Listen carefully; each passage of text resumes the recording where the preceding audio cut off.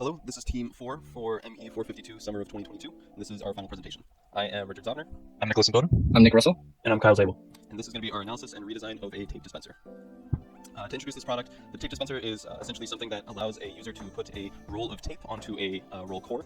That's the part in the top right here that feeds tape down under this rubber roller and into the blade, where the user is then able to press the blade into the tape and cut it.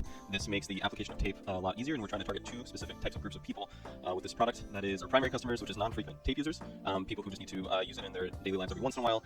We want this to be a cheaper variant that we will make at a higher quantity of 80,000 per year. Then our secondary customers are going to be more frequently using professionals that might need more variation, more durability in their variant, and we'll be making less of those at 20,000 a year. So for our fast diagram, our primary functives were to cut tape and rotate tape, with their subfunctives being to level cuts, hold down tape, shear smoothly, minimize dulling, contain tape, and allow adjustment. And the bonus main functives were to assure dependability, assure convenience, enhance product, and please senses, and they did those by preventing injury, prevent sticking, increasing durability, and comforting the grip of the user. For our fishbones diagram, the main difference is the assembly base of the product, with the fishbones on the left being assembled from the base plate up, and the something on the right being from the side plate up. The sequence on the left was determined to be better overall, as assembling from the side plate led to more difficulties with handling, and it was much easier to assemble from the base plate. The function component mapping matrix is a matrix of the fast diagram terminal functives and all the parts of the tape dispenser, highlighting the parts that satisfy each functive. The parts that have the most important features are the blade, roll core, and lower handle. Also, that should be noted is that the blade holder, core holder, and spacer have no functions and should be considered for elimination. Here's our bill of materials and cost estimates for each part of the tape dispenser. It should be noted that the lower handle is die casted, making its price the highest, which is about a quarter of the total cost of the assembly, which means we should probably redesign this to injection molding to lower the cost, and the total cost of our tape dispenser was $9.13. Here's our quad chart of each part. It should be noted that the blade holder, spacer, core holder, and screws have no functional importance, therefore they should be eliminated no matter the price of assembly. We should also redesign the roll core, side plate, base plate, and lower handle because they have high importance and high cost. Everything else we should keep as is because they have high importance and low cost. Here's our functional differentiation table. For both customer groups, each product variant will share a majority of the functives, while the functional differences between the groups appear in two functives, increasing durability and allowing adjustment. The secondary product variant outperforms the primary one in these aspects. That being said, the only parts that will differ between the product variants are the base plate and the roll core. All the rest of the components will remain common between the two. To demonstrate the difference between our two variants, we have the first variation on the left side, which is the base plate variant, and then on the right side is the roll core variant. On the left side, we are increasing the reliability and the stiffness and durability of this part by changing the section thickness and removing fasteners from that subassembly. On the right side, we have the roll core, and we are improving the adjustment that this part allows by adding a sprung feature which will conform to a larger variety of roll diameters. This is how the base plate installs for both variations. All of the spacers that are associated with this plate and with the single piece die-cast component are in the same location and have the same length, and the screws that screw into those spacers have common threads. Similarly for the roll cores mount onto a common diameter axle and common axle length. This is another view demonstrating some of the other components that both of these parts interact with, namely the tab slots that mount all of the blade components are common between both base plate variants. Our standard assembly sequence is the best fishbone diagram that we found before. The assembly sequence splits into two variations at the very first step of the assembly. Therefore, our delayed differentiation assembly sequence placed the base plate as the third step, and we only were allowed to put this as the third step because we wouldn't be able to assemble the rest of the tape dispenser without assembling the base plate as the third step. After developing the assembly sequence, we were able to analyze exactly how long manual assembly of our system would take. We found that after a preliminary analysis, the total handling time for all the components would come out to 40 seconds, insertion time of the components to 105 seconds, making the total assembly time 2.62 minutes. Analyzing our primary analysis further, we are interested in redesigning two parts to improve the assembly time. The first part is the part with the highest handling time, and that is the lower handle. And the second part that we are interested in redesigning are the parts associated with the roll core. Both of these parts are fundamentally important because they have critical functions in the FCMM. However, for the roll core, we will discuss some components that do not have functions in the FCMM that we'll remove.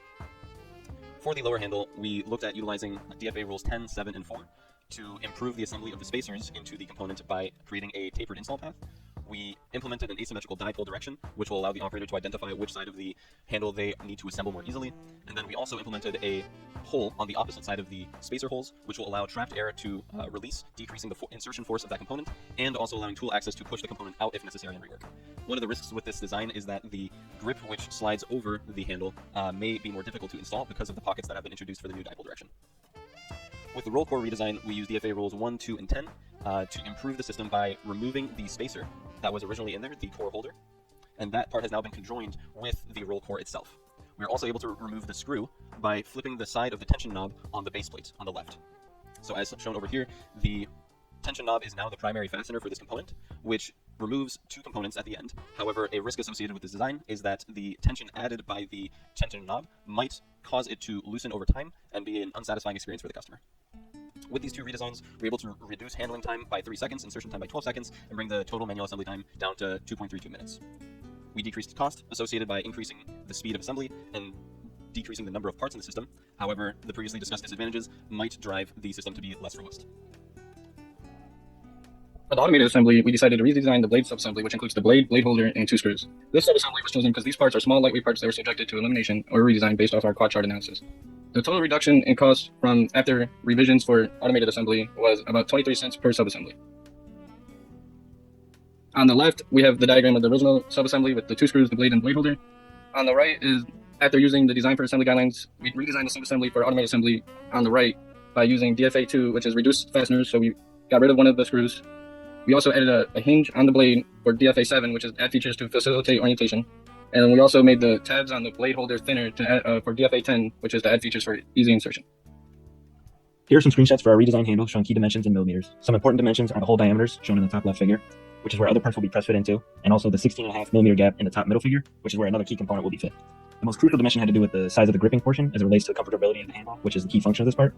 Thus, the perimeter around that portion was found to be about 122 millimeters, while the average hand length in adults is roughly between 173 and 193 millimeters, so it will fit comfortably in a user's hand.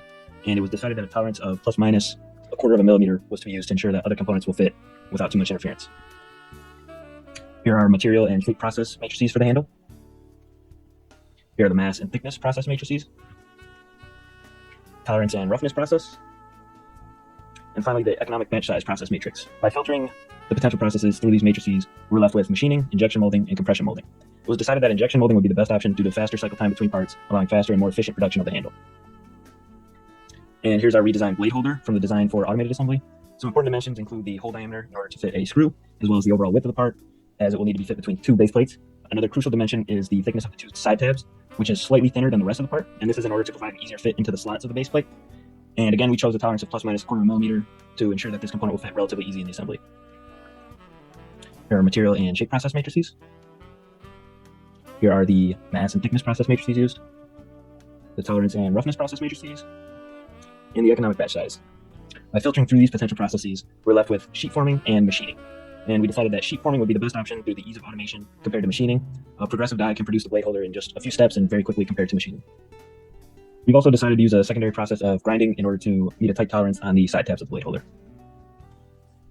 So here is our cost estimation for the design for manufacturing. The lower handle before redesign was about $2 and about 17 cents per part, and after its redesign, it was about 99 cents to $1 per part. The change in cost was largely due to changing from die casting to injection molding, and it was through material changes.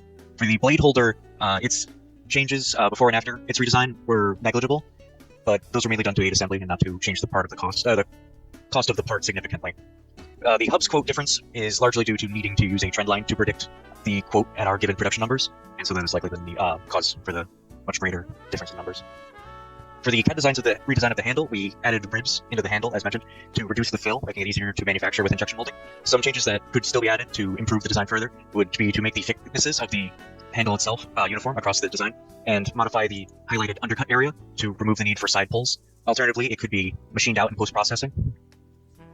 For the blade, the holes can be made with a standard punch, which allows it to remove the need for custom punches. The corners of the holder can be rounded, making it easier to be blanked out. And we could add more distance between the hole and the edge of the part to make it less likely to warp. So for our design of a product service system, we came up with the idea of a tape dispenser rental system, where the consumer would pay for a number of dispensers and an amount of tape that they need. This would allow an easier packing experience, as it would allow you to order exactly what you need for your packing, whether it's a few boxes or a large amount. This will reduce the amount of clutter in the user's home and landfill waste caused by the need to dispose of tape dispensers by the individual. And when the tape dispensers are returned after, they could either be repaired or recycled as needed. This also lowers the amount of total production needed, which would in turn lower material usages. To conclude our presentation, our redesign involves some risks. However, the improvements that we can find with the redesign potentially significantly outweigh the risks, with great cost savings, great time savings on assembly, and that can lead to a better customer experience down the line when they can pay less for the final product. The greatest lesson that we've learned is that this tape dispenser was already well optimized, and for that reason, in the future, if we were to redo this exercise, we would try to find a product that includes more machine parts and less injection molded and metalworking parts. This concludes our presentation of our packaging tape dispenser. Please buy our product. Thanks. Thank you. Thank you.